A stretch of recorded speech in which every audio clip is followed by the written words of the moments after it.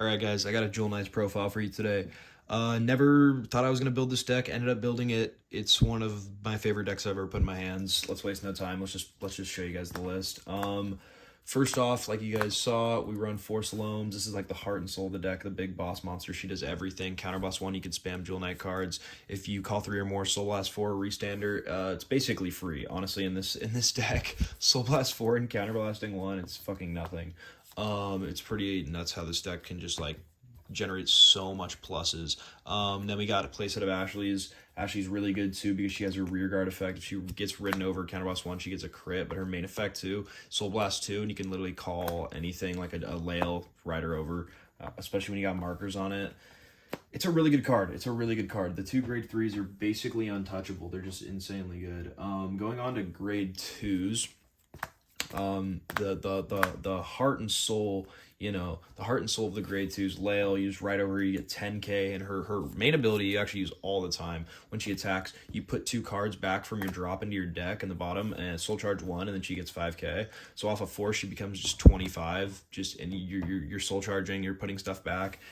It's an amazing card. You run it at 4, it never changes. This is the new staple 4 of this card. Is stupid. This card is actually stupid.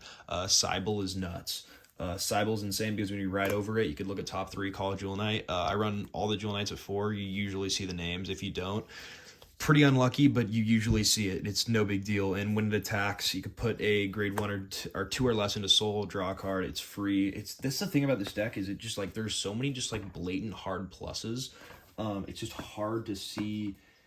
It's just really consistent just because it pluses so much. It can once the machine moves on this deck, it's insane. This is the card that I think should be run at 2. People who run it at 4 are insane. People who run it at none. Honestly, I wasn't running this until recently. It's pretty nice at 2, but that's it. Because I like more of a bigger grade 1 line. I think the grade 1s could do more because you could just cycle.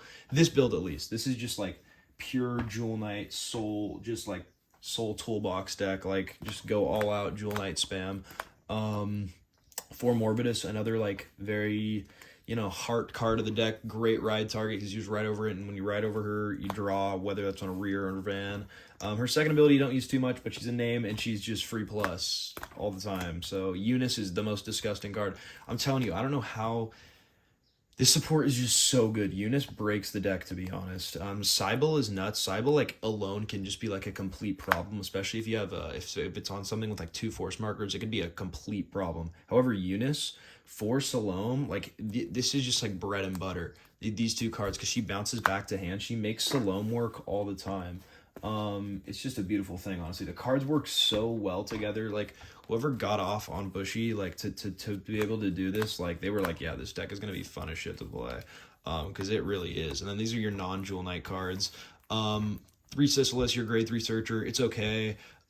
These 2 cards are cool too, but they're honestly really good. They're amazing cards, and especially as a massive Thing Saver player, which is like my favorite deck in V, they're insane cards. Harold just puts himself into soul when a grade 2 is called from deck or not from hand. You just put him into soul, give him 15k.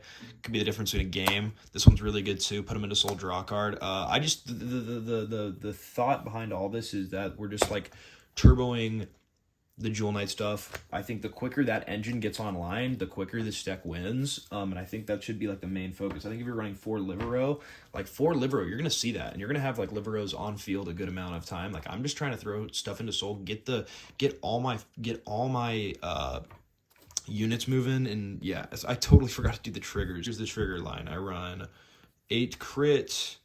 I run 4 Sentinel Guard draw and 3 Heal Guardians. Pretty standard. The crit's amazing. The draws are very nice.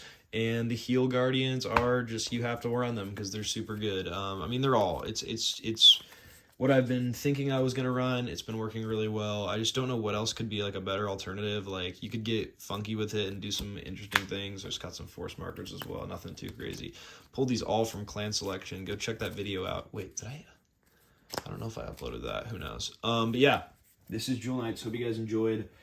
Oh man, this deck is a lot of fun. I still have the Thing Saver sleeves on. I'm just basically, it's pretty cool. I can switch it into a Thing Saver deck or keep it as a Jewel Knight deck because a lot of the cards are in both decks. Anyways, guys, Hope you enjoyed. Leave a like, leave a comment if you guys did enjoy. Leave a comment on what you guys want next. I got a ton of decks I've been cooking up, ton of profiles I can make. I got Mega Colony, Grand Blue, Shadow Paladin, a lot of good stuff.